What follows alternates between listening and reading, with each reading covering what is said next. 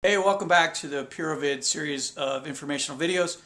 This time we are at a fire, and this fire is probably one of the top 10 sootiest fires I've been at. A dehumidifier in the basement caught fire, and a lot of plastic. And the molecular structure as plastic decomposes creates just a type of soot that you don't get in a natural burn, such as with wood burning.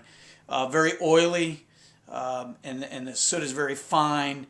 And it really creates a lot of these things called soot tags, which I'll show you in a little bit, and a lot of residual residue throughout the home. So right now I'm in one of the bedrooms of the home, and I'm just going to show you a couple things that happen. And then I'm going to take you through the house and show you some of our people are doing mitigation control.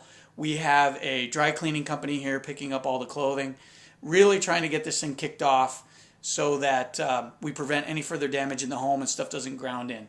I'm going to take you over here to behind me, which is just a curio type cabinet, and it's got some paper, and I'm going to show you some soot and kind of walk you around a little bit.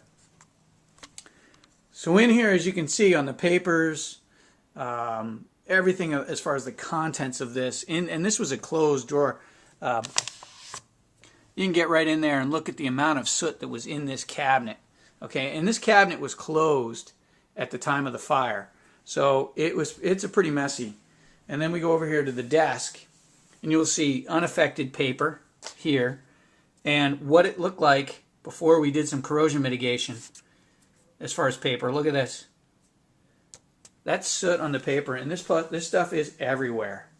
So the home is pretty dark right now. So I'm going to walk you through the house. We may run into some vendors, we may run into some of our employees, but I think it'll be a good informational experience for you. So as we go down through the home, we're going to go down the stairs here into the room, and as you can see, we've started to clean. But look at the streaking on the walls.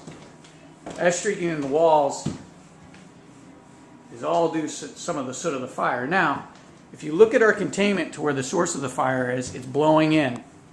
When we set up containment in a home, we create a thing called negative pressure.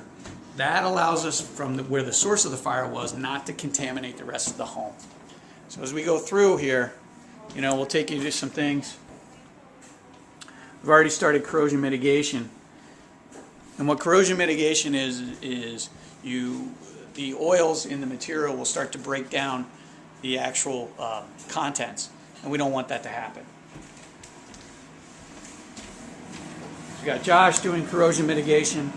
We have the dry cleaning company here picking up all the dry goods, all the soft goods in the house. And what they'll do is they'll take that back and do some restoration on all the soft goods.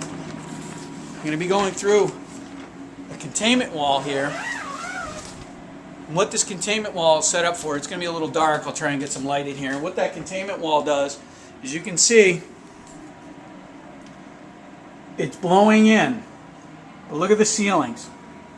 Okay, this ceiling was white. And there's that light. Okay, and we are on the first floor. I just came down from the second floor. So now what we're going to do is, with that negative pressure there, the negative pressure prevents any of the particulate from where the source of the fire goes to recontaminate the house that we're cleaning. But I thought the fun part of this would be to show you really how dark and dingy things can be. So you ready for this? Okay, this was white at one point in time. We're going to go down. It's going to get pretty dark because the lighting in here is not very good, but we want to keep it in a natural state. But we're getting to where the source of the fire was. And here, you start to see these things called soot tags. Okay? If you look around, these walls are just black. The carpet, black. And there's the source of the fire in this room. We're not allowed in there right now because it's under investigation. You can see fire investigators will put this up and that you don't enter that area until fire investigation is complete. The ceiling above, you're just seeing black right now because the ceiling above is basically a hanging ceiling that is now black. But I'm going to take you in another room where I get some better lighting. And the better lighting will, I can kind of show you some of the things as far as a soot tag and what they may look like. So as we come into here, you'll see these things that look like cobwebs. Okay? We're going to turn on a light in here. And right here is a good example of a soot tag. I hope you can see this. And a lot of folks, when we're doing a fire, think that their homes are just filthy and there's spiders all over the place. But what it is you get the particulate from the burning object, in this case a dehumidifier, that the molecules, as they travel through the air, start to create these chains, and they bind with each other. And as they bind with each other, they then start to adhering to walls and binding more, and create these things called soot tags. Soot tags are mitigated by vacuum cleaning. If you look at the outside of this door,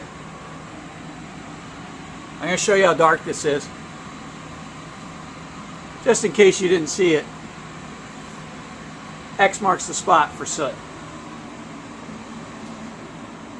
So I'm going to go through in another video and we'll start showing you how we're cleaning, but I wanted to just do a quick walkthrough on really the extent of what a small fire, the amount of cleaning and damage it can do.